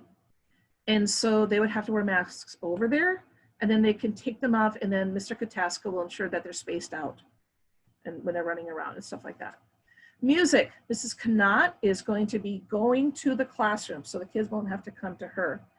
The whole thing with singing, singing really is shown to be one of the bigger ways that the disease is spread. That and like yelling at a game, you know what I mean? Think about the nature, like if you're going like, go Sue, right, Carrie? And you know, it's just deep down in your lungs coming out. The same with singing. So there's going to be different ways to approach to music. There's more to music than just singing. And technology, there's going to be different types of sanitizer. And I told Mr. Kataska that I'm getting him a lightsaber, which is basically a UV wand. So in between classes, when the kids are gone, he'll be able to go and use this UV wand to disinfect. And though I do like the term lightsaber, you know, I just thought it's very cool. And also too, at the end of the day, you'll get the Clorox 360 ionic sprayer. Library, we are going to be tweaking that some. We're still in the process of figuring out what's going to be the most effective way of dealing with our little library and how they're doing the kindergarten, first grade and second grade take-home library. There might be some times, you know, maybe once a day or instead of every day, and disinfecting in between. So we're kind of working out some different possibilities for our library. And some of these things too, you know, emphasis would be placed on identifying learner progress and where gaps exist. The best thing that you can possibly do for your children right now is, number one, get those electronics, get them out, get them outside, you know, get them moving, get them reading. You read to them. Maybe there's a book, there's like a car book, and there's a book that it just stays in the car.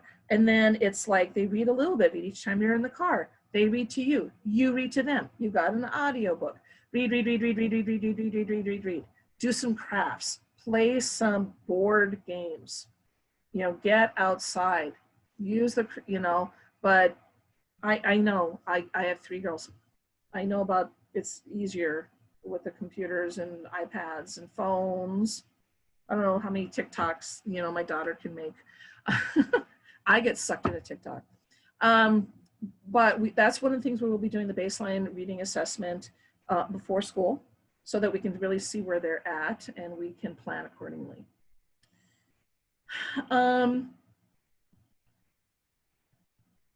You know, and so yes, one of the things with feedback and reporting, to a certain extent, the good thing is here at St. Bernard's, we're really able to, with the smaller class sizes, be able to dive in and really see where kids are at and being able to move them forward, you know, in with a learning style or at a speed to move them forward and help them grow and develop. And so, you know, it's one of those things where, you know, we're already doing some of these things are best practices that we're already doing and we're continue to do and even grow and develop in our expertise. But one of the things I do want to mention is especially this: supporting unique academic, social, emotional needs. You know, this is a time those kids are never going to forget. I remember clearly being in the flood, being in East Grand Forks, growing up in East Grand Forks. We built our house in '79 and the water coming right up to the house. I was there in '97 until 3 a.m. like every night trying to help my parents until they almost lost their house. I mean, it was completely flooded. They didn't have to tear it down. I know what it's like to have things, whether it's your football season or volleyball season or whatever the case may be, change. But you know what? There's, you know, how we respond. Our kids, any way that we respond, our kids are going to reflect it. They're going to reflect it right back. You know, so if you're really super anxious and worried, you know, the kids are going to see that. If it's like, you know what, we're going to get through this. We're going to, you know, we're going to have a good year and your teachers are going to take care of you, you know, and Mrs. Brixton is going to be there to take care of you and you're going to learn so much and it's going to be so much fun, you know, as opposed to those teachers don't know what the world they're doing. And, you know, it's like we're working as hard as we can with as much information as we can. So one of the things too is mental health is something that's near and dear to my heart, as a mom, as a teacher, as a principal, you name it, I think I've been through it as a mom or a teacher or principal, and I'm not joking. You name it, I've been through it. I get it. And so if your son or daughter, they're really anxious and they're really having issues, if you even at night or before school starts, if you want them to talk to the teacher on the phone, just so they can say like, hey, it's going to be great. If they want to talk to me, that's fine too, you know. But our teachers too, we're going to be on the lookout. These are our babies. These are our families, you know, and you are our families. You are under a huge amount of stress. And I want you to know that we are there for you. And, you know, like if it's tuition stuff and you're like, you know what, I need to take a couple months break from tuition, we can work with that. You know, if you need to say, hey, you know, I need to apply for tuition assistance and it's December, fine. Let's see what we can do to work together, okay? So this is huge. That is huge. Please keep that in mind. We are still going to be moving on, we're still going to be doing special ed services, Title I services. Through the public school, we're still in the process of figuring out exactly what that looks like. And it might look the same as last year, it might look different, I'm not sure. So we're going to find out within the next couple of weeks. And then, and whether or not, and sometimes too, it's not to the point of title services, we will be having foster grandparents. Yay! But they'll be working with a cohort. For example, Grandma Alberta won't be working with both first grade and fifth grade because they're different cohorts. She'll just be with one cohort. So if anyone out there would like to be a foster grandparent, you're more than welcome. You can go through the process. You know, they have training. You get paid. You get free lunch. It's a pretty good gig. And we just love them. We just love them. Some of these other things have to do with strategic planning, staff evaluations, you know, staffing considerations. I know I've talked with our faculty and staff about this, and I'll continue to talk with them because they kind of, if there's a staffing shortage, or whatever that case may be, and that's something too that I don't know if we need to go through that deeply with you guys. And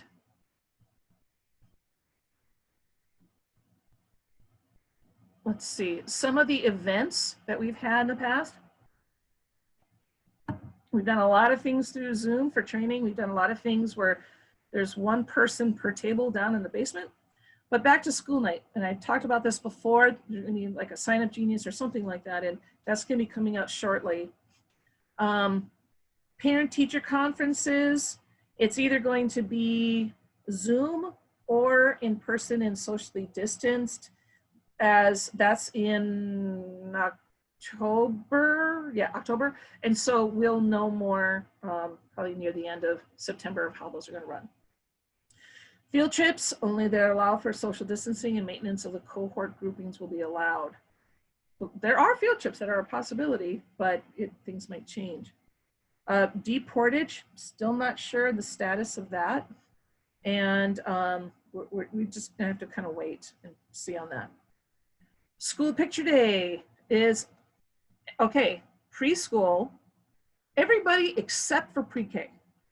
First day of school, pictures, they're gonna look cute anyway. We're getting their picture taken. Instead of having a group shot like we have in the past, we're gonna be doing composites, you know, like their little heads. So I've been working with Donna. Thank you, Donna. I don't know if you guys are still on, but thank you, Donna Thole and Donna Tholkar. And let's see, Grandparents' Day, like book fair. I know Alicia, Michelle, I think you guys, they're still in process of seeing what the options are for that. There might be a virtual one. I'm not sure, we're still in process.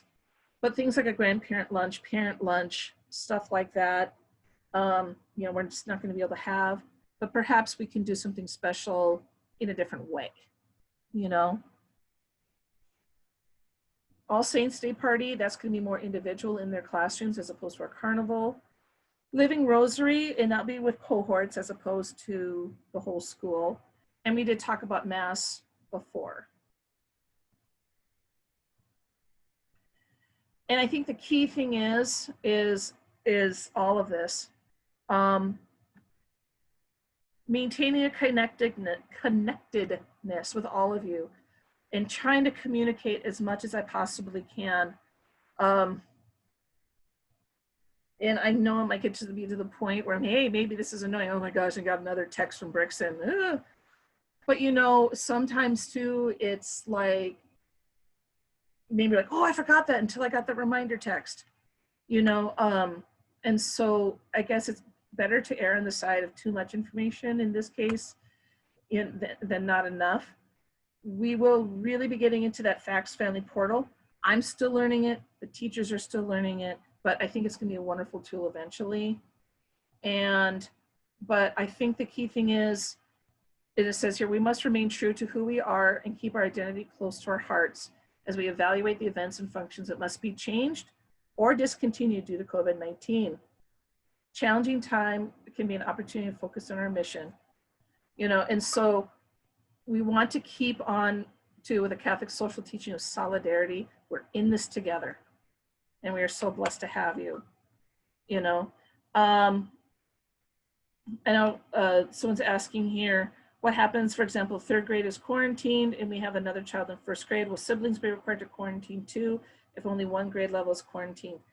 Those kind of questions, we're still in the process of how does that affect siblings? You know, because I know very quickly, you know, very quickly things can spread out, you know, and so that's one of the things where we're still getting guidance from the state. So I know that's not much of an answer, Rebecca. We're still working on it. But I like the saying here, do not be afraid, for I am with you. Do not be discouraged, for I am your God. I will strengthen you and help you. I will hold you up with my victorious right hand. And I know in '97, my parents almost lost their house. It was completely gutted. I almost lost my school, the Sacred Heart, and the church that I grew up in and was married in. You know, they had knocked down my school, but we were able to rebuild. And looking back at it, we were able to rebuild bigger and better and become stronger and more resilient. And I really feel that we're going to be able to do that as well, because we're going to get through this. It's a matter of time, and we'll get through it. Okie doke. That's it. Thoughts, comments, questions. You guys have been so patient. It's been 2 honking hours. I just love you guys, and I thank you. If there are any questions at all, you can type them in the chat below. If it's a question that you want to talk to me separately or offline, if you want to text me, email me. I wouldn't maybe necessarily call me this instant, but, or, you know, I go to a meeting and I always think of the good questions 15 minutes later, you know? So thank you guys. Does anybody else have anything else that they want to share, questions, concerns? You can use Morse code, smoke signals,